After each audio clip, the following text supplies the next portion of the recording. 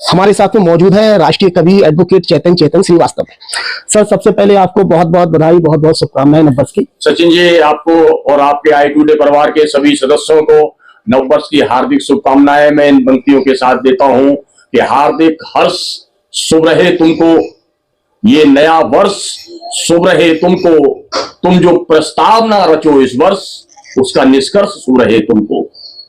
चेतन जी, जैसे कि आपकी एक कविता वायरल हो रही है इस समय, बड़ा चर्चाओं में है इस समय कि उल्लू समझे हो क्या जी, तो ये राजनीतिक, मुझे लग रहा है ये प्रहार है एक तरीका से।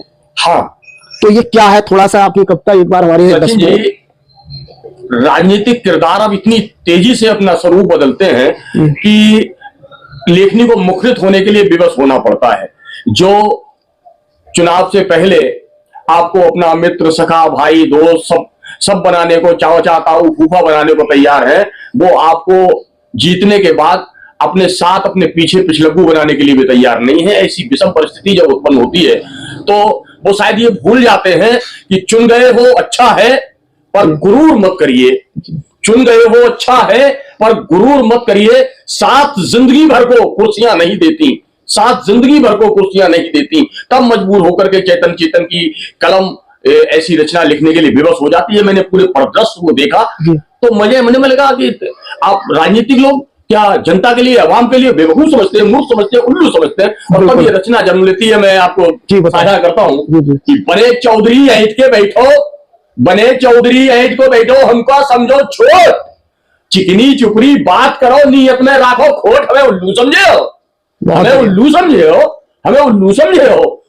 और कैसे चुनाव में दरवाजे जाते हैं कि दरवाजे से करो दंडवत पाए परो रियावो, बिल्कुल बिल्कुल बिल्कुल, दरवाजे से करो दंडवत पाए परो रियावो, और ताऊ फूफा जीजा कह के घर अंदर घुसे आवो, और जीत इलेक्शन आंख करे हो, हमको छमको समझो चोट, हमें उल्लू समझे हो, बहुत बढ़िया, हमें उल्लू समझे हो। नक्शा बदल गांव को दिए हैं बड़े बड़े प्रलोभन, बड़े बड़े वादे कि साहब हम ये कर देंगे। हम तो अपने नवाबगंज को भी देखते हैं कि नवाबगंज की ये स्थिति दिखाए कह करके लोग कहते थे कि हम ये कर देंगे, वो कर देंगे, और इसका शासन कार्यकाल खराब है, उसका कार्यकाल खराब है। हमारे घर के सामने खरंजा, सीमेंट रोड के ऊपर ही खरंजा बिछाया गया और वो सीधे खरंजा बैठना शुरू हो गया। मतलब हाँ, सीसी रोड की जगह पर सीसी रोड के ऊपर बिछाई गई ईंट और वो भी खरंजा अगर बैठने लगे तो विकास कितना उपयुक्त हो रहा है इसके बारे में कहने के लिए विवश होना पड़ता। तब मैं कहता हूं कि ये नक्शा बदल गांव को दे है कई प्रधानी पाई, नक्शा बदल गांव को दे है कई प्रधानी पाई, और जीत चुनाव शहर जा बैठे फेरना पड़े दिखाई, और नाली सड़क विकास को रुपया सब पी डालो वोट, हमें उल्लू समझे हो, हमें उल्लू समझे हो।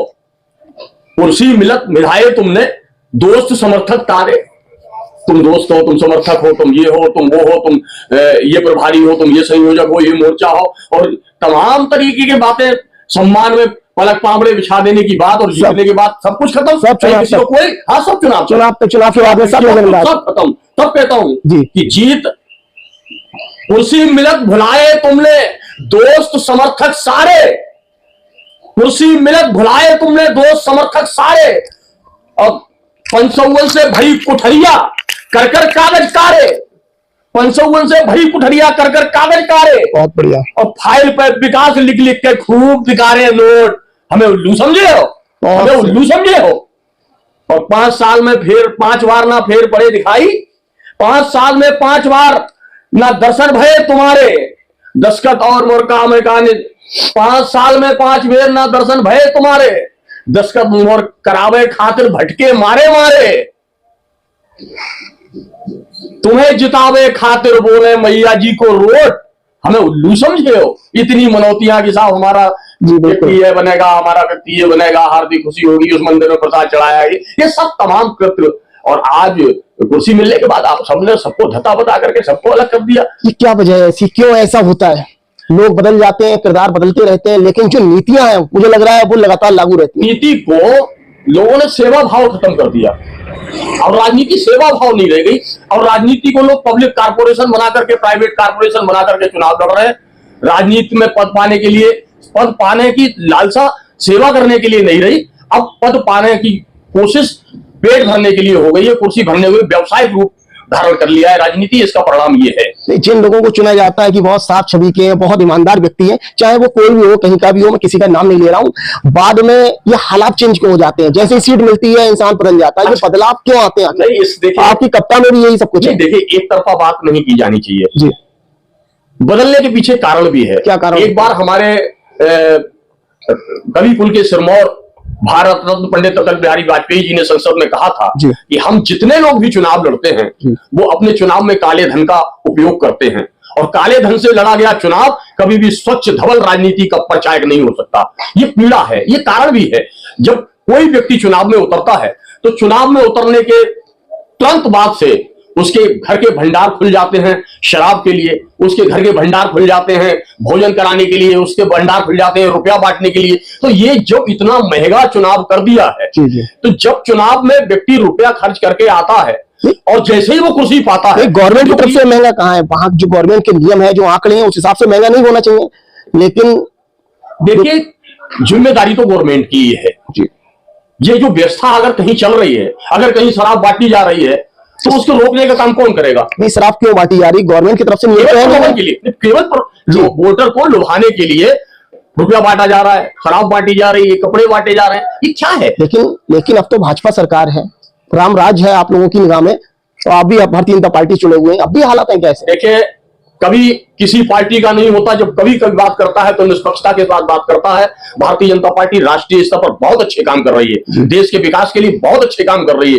देश को विश्व में उसने एक वो स्थान प्रदान किया है जो न भूतो न भविष्य की कल्पना की जाती है। राष्ट्रीय स्तर की बात कर रहे हैं, स्थानीय स्तर की। लेकिन स्थानीय स्तर पर वही चेहरे जो कभी भाजपा के खिलाफ लड़ा करते थे वो आज भाजपा में सम्मिलित हो गए। तो जब उनके चरित्र नहीं बदले तो चित्र कैसे बदलेगा? जैसा चित्र होगा वैसा ही तो चरित्र होगा। क्या भारतीय जनता पार्टी के कार्यकर्ता तो आज दूर किनारे पड़े हुए हैं? हर भारतीय जनता पार्टी के भी कार्यक्रमों में देखता हूं कि जिन्होंने जीवन अपना राष्ट्रीय स्वयंसेवक संघ के लिए लगा दिया, जिन्होंने संघ की शाखाओं में अपने आप को घिस कर और कर्मठ कार्यकर्ता के रूप में तैयार किया, वो आज उपेक्षित पड़े हुए हैं। और ऐसे लोग मलाई मार रहे हैं जो कोई सपा से आया, कोई बसपा से आया, कोई भाजपा, कोई कांग्रेस से। बिल्कुल आपकी बात सही है। लोगों की पीड़ा है, भाई है, उनकी पीड़ा है कि साहब हमें सम्मान नहीं मिलता है। हाँ, नहीं मिलता। तो इसके पीछे कारण क्या मानते हैं? कारण ये है कि सब उन्हें दिखाई देता है कि जो भारतीय जनता पार्टी का कार्यकर्ता है वो राष्ट्रीय स्वयंसेवक संघ की शाखा में तबकर कार्यकर्ता बना है, वो किसी के प्रलोभन में आने वाला नहीं है, वो किसी के 2 रुपए की आवश्यकता उसे नहीं है। उसे केवल सम्मान चाहिए, उसका अपना सम्मान चाहिए। उसे केवल राष्ट्रीय स्वयंसेवक संघ दिखाई देता है। जब वो चुनाव में जाता है तो उसे कमल का फूल दिखाई देता है, और जब वो कमल का फूल देखता है तो जो जितने भी राजनीतिक नेता लोग हैं वो ये मान लेते हैं कि ये तो हमारे बंधुआ मजदूर हैं, ये कहा जाएंगे हम। फूल तक सीमित है जी, सिर्फ फूल तक। नवाबगंज की जो राजनीति है, नवाबगंज विधानसभा की जो राजनीति है, यहाँ पे ये देखा जाता है गुटबाजी सामने आती है। गुटबाजी ये क्यों आ रही है? गुटबाजी सिर्फ इसीलिए आई है कि भारतीय जनता पार्टी का जो ठोस कार्यकर्ता है वो उपेक्षित पड़ा हुआ है, और जो विभिन्न पार्टियों से लोग आए हैं वो महत्वाकांक्षा लेकर के आए हैं। अब जो लोग हैं नजदीक, ये कौन लोग हैं फिर आखिर? सब इधर उधर के लोग हैं जो भारतीय जनता पार्टी को कभी जानते ही नहीं, जिन्होंने कखगरा नहीं पड़ा भारतीय जनता पार्टी का। लेकिन जो सीट पे बैठे हैं उन्हें नहीं दिख रहा है ये चीजें, वो क्यों नहीं देख पा रहे हैं? वो तो देखिए, सबको दिखता है जी, फिर क्या वजह है? दिखता सबको है, लेकिन सत्ता से मोह जो है वो उन्हें उनसे बांधे रखता है, उनकी मजबूरी है। तो वो मोह जो पुराने लोग, चुनाव में उनका काम उन्हीं से काम लेना है उन्हें, इसलिए उन्हें पाल पोस के रखा जाता है। तो मोह उन लोगों से समाप्त माना जाए जो पुराने लोग हैं, जो आरएसएस के लोग थे, जो पुराने भाजपाई थे, जिनके नाम से भाजपा जिंदा थी इस विधानसभा के अंदर, उन्हें क्या माना जाए? सचिन जी, की जरूरत नहीं है। मैं यही बताना चाह रहा हूं कि भारतीय जनता पार्टी का कार्यकर्ता शराब बांटने का काम नहीं करेगा। भारतीय जनता पार्टी का कार्यकर्ता नोट बांटने का काम नहीं करेगा। भारतीय जनता पार्टी का कार्यकर्ता वोट खरीदने का काम नहीं करेगा। हमारे पंडित अटल बिहारी वाजपेयी जी ने अपनी सरकार 1 वोट पर गंवा दी थी, लेकिन 1 वोट नहीं खरीदा। वो चाहते तो 1 वोट क्या 10 वोट खरीद सकते थे, लेकिन सिद्धांत की राजनीति थी। तो कौन बांटने वाले हैं फिर? ये सब वही लोग हैं जो कांग्रेस से आए हैं, सपा में आए, बसपा से आए। क्या वो लोग पूरा मैनेज कर रहे हैं? आप भी भारतीय जनता पार्टी से बहुत पुराने समाज में जब युवा हुए हैं तब से मुझे लग रहा है जुड़े हुए हैं आप, और आपके जैसे तमाम लोग यहाँ पर हैं। सचिन जी, मेरी संघायु 52 वर्ष है जी। मैं 4 वर्ष की आयु से शाखा में गया हूं, मैं पूर्णकालिक रहा हूं, मैंने संगठन को जिया है। और क्या वजह है जो पार्टी के प्रोग्राम होते हैं वहां पे एडवोकेट चेतन भतीजा बिल्कुल नहीं दिखते वहां पे? सिर्फ इसलिए नहीं दिखाई देते हैं कि हम उन लोगों की नजरों में धनाढ्य नहीं है, धन कुबेर नहीं है, हमारे पास उतना पैसा नहीं है, हमारे पास उतनी क्षमता नहीं है उन लोगों की नजरों में, इसलिए चेतन को तरजीह नहीं दी जाती। बुलाया जाता है, जब वो बुलाया गया तो हम गए। लेकिन जब उपेक्षा देखी तो जाना बंद कर दिया। चैतन्य चेतन एक साधारण सा नेता नहीं है, किसी गली मोहल्ले का नेता नहीं है। चैतन्य चेतन मां भारती का सेवक है, चैतन्य चेतन मां बीणा पाणी का सेवक है। नहीं, उसकी कलम की लेखनी की धार पूरे देश में पहचानी जाती है। इसके अलावा ना वकील साहब, आप ही नहीं, आपके अलावा तमाम लोग यहाँ पर ऐसे हैं जिनकी ये पीड़ा अक्सर आती है सामने। पे क्या फर्क पड़ता है उससे? क्या नहीं, उससे अगर कोई व्यक्ति ये चाहे कि डॉक्टर चैतन्य चेतन को उपेक्षित कर देगा नवाबगंज में, तो वो क्या चैतन्य चेतन के कद को कम कर देगा? क्या वो चैतन्य चेतन को समाप्त कर देगा? चैतन्य चेतन तो किताबों में जिंदा रहेगा, चैतन्य चेतन तो अपनी लेखनी के बल पर जिंदा रहेगा। चैतन्य चेतन की कविताएं तो पूरे देश में सुनी जाएंगी, मुखरित होकर के। नहीं, आपकी सुनी जाएंगी, लेकिन जो और भाजपाई हैं, जो पुराने भाजपाई हैं, जो आरएसएस से जुड़े हुए थे, ये जिनके नाम पे जिंदा, फिर वो तो है नहीं आपके अंदर, तो उनके लिए क्या कहेंगे? उन लोगों के लिए जिंदा रहने के लिए एकत्रित होकर के एक मंच पे आना होगा। सबसे बड़ी कमी यह है कि हम लोग चोरी छुपे बात कहना चाहते हैं। चैतन्य चेतन हिम्मत करता है, माइक पे आकर के ये बात कह रहा है कि कार्यकर्ताओं की उपेक्षा हो रही है, और मैं अपने निवेदन करना चाहता हूं अपने पदाधिकारियों से कि उस चीज से सबक ले, अभी निर्णय ले ले और देखें कि ये विधानसभा में क्या हो रहा है, ये स्थानीय स्तर पर क्या हो रहा है। अगर नहीं देखेंगे तो उसके दुष्परिणाम भी दिखाई देंगे। ये पीड़ा अब क्यों उठी है आपने? ये कुछ दिनों से ये देखा जा रहा है, मात्र 4 या 5 महीने हुए तब से ये पीड़ा आपके अंदर जागी है। भाजपा सरकार तो काफी समय से, काफी यहाँ के जनप्रतिनिधि जो भारतीय जनता पार्टी के चुने हुए हैं, पीड़ा जागी नहीं जी, पीड़ा को जगाया गया है। इसलिए मैं भारतीय जनता पार्टी के सांस्कृतिक प्रकोष्ठ का जिला संयोजक, जी ठीक, आप मुझे कार्यक्रम में बुलाते हैं, मैं कार्यक्रम में जाता हूं। आपके संचालन करते हुए नगर पालिका नवाबगंज की चेयरमैन के पति निधन सिंह राठौर, वो हमारे सामने खड़े हैं, हम उनके सामने नीचे जमीन पर खड़े हैं। तमाम ऐसे गहरे लोग जाकर के मंच पर बैठा दिए जाते हैं और चैतन्य चेतन वहां खड़े खड़े देखते रहते हैं, और उसके बाद अपनी इज्जत बचाने के लिए, उनका सम्मान बचाने के लिए वहां से वापस हो जाते हैं। तो बड़ा पीड़ा नहीं है, क्या है? पीड़ा है, बिल्कुल पीड़ा है आपकी है। तो ये इसमें गलत क्या है? क्या हम अपना स्वाभिमान बेच दें? ये कितने समय से चल रहा है ये सब कुछ? जब से चेयरमैन ही हुई है, इसके बाद से यही शुरू हुआ। किसी कार्यकर्ता को नहीं पूछा जा रहा। यानी कि पीड़ा आपकी नगर पालिका एरिया तक है सीमित? हाँ, और क्या, सिर्फ नगर पालिका तक?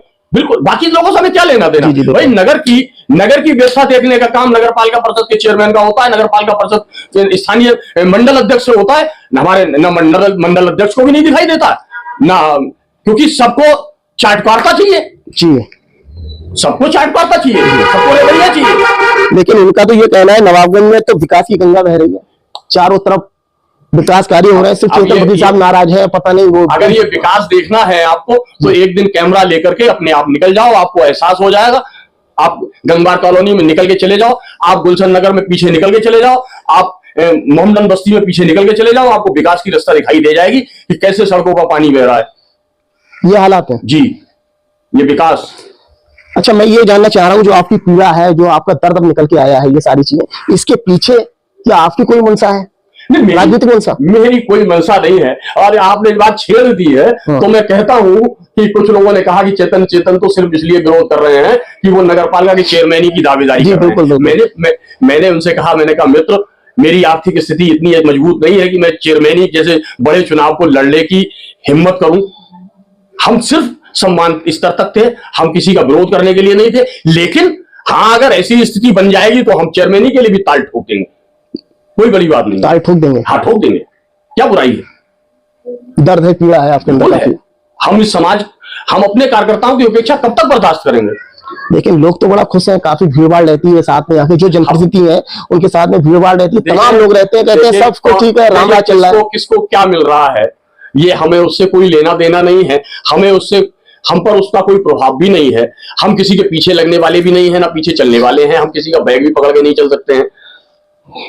तो आपने जो कहा है ना कि नगर पालिका चेयरमैन की भी ताल ठोक देंगे, आप हो सकते हैं, इसी की वजह ये पीड़ा निकल के नहीं आई है इसके चक्कर में। इससे मतलब ठोक देंगे से मतलब नहीं है, मतलब ये तो सिर्फ इस बात का है, जब कोई हमें चुनौती देगा तो क्यों नहीं करेंगे। अरे हमारी सामर्थ्य 50 लाख रुपया खर्च करने की नहीं है, लेकिन 5,000 रुपया, 20,000 रुपया, 25,000 रुपया खर्च करके नामांकन कराने की तो है। बिल्कुल बिल्कुल, आपको एहसास हो जाएगा कि चेतन क्या है। तो लास्ट में वो जो आपकी कविता जो आपने कही थी, एक बार फिर से सुना दें, लोग फिर से सुनना चाहेंगे। वो कौन सी? हमको उल्लू समझे हो क्या, थोड़ी स्टार्ट कर दें। मैं तो आप तो उल्लू समझे हो की जगह पे मैं ये चाहता था कि आपको एक कोई अच्छी रचना आपको थोड़ी सी दे दी जाती जी। और मैं अभी बैठा था, माँ उससे लिखवा रही थी, तो मैं चाह रहा हूँ कि वहीं से आपको, कविता इशारों में बात करती है जी, बिल्कुल, प्रतीकों में बात करती है। कविता किसी राजनीति का अखाड़ा नहीं है। और मैं तो सिर्फ इतना कह सकता हूं, मैं भरत भूमि का भाट गीत भारत के गाने आया, मैं भरत भूमि का भाट गीत, मैं तो भारत माता का सेवक हूँ, भारत माता का भाट हूँ, भारत माता का गुणगान मुझे करना है।